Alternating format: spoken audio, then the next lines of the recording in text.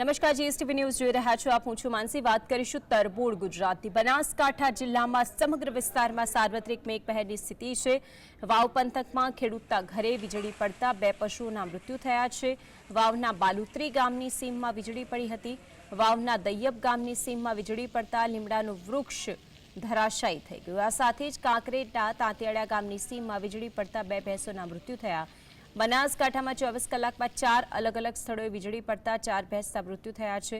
બનાસકાંઠા જિલ્લામાં વીજળી પડવાના બનાવ વધતા લોકોમાં ભયનો માહોલ છવાઈ ગયો હતો.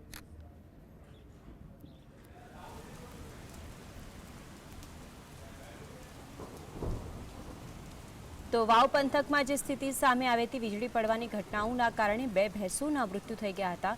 કાંકરેજના તાતડિયા ગામની સીમમાં પણ વીજળી પડતા 2 ભેંસના મૃત્યુ થયા છે. અલગ અલગ જગ્યાએ જે મૃત્યુ થયા છે તેમાં કુલ આ ઘટનાની અંદર 4 ભેંસોના મૃત્યુ થઈ ગયા. વાવના દૈયબ ગામે વીજળી પડતા લીમડાનું વૃક્ષ ધરાશાયી થઈ ગયું હતું. બનાસકાંઠામાં સમગ્ર વિસ્તારમાં અત્યારે સાર્વત્રિક મેઘમહેર છે, પરંતુ જે વીજળી પડવાની ઘટનાઓ સામે આવી રહી છે તેના કારણે લોકોમાં અત્યારે હાલ ચિંતાનો માહોલ વ્યાપી ગયો છે.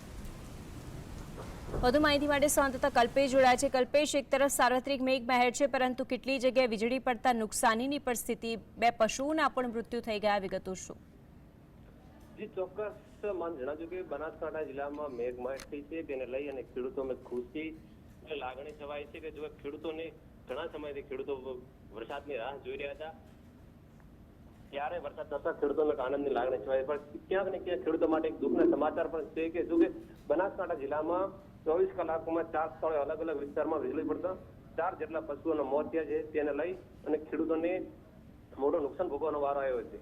જો કે ખાસ કરીને વાત કરવામાં આવે તો અલગ અલગ વિસ્તારમાં સારા વરસાદને લઈ અને ખેડૂતોમાં ખુશી છે અને ક્યાંક વીજળી પડવાની ઘટનાઓ વધુ બની રહી છે, તેને લઈને ખેડૂતોમાં ભય પણ એક સતાવી રહ્યો છે. જી મનસી. આભાર કલ્પેશ આપનો માહિતી આપવા માટે.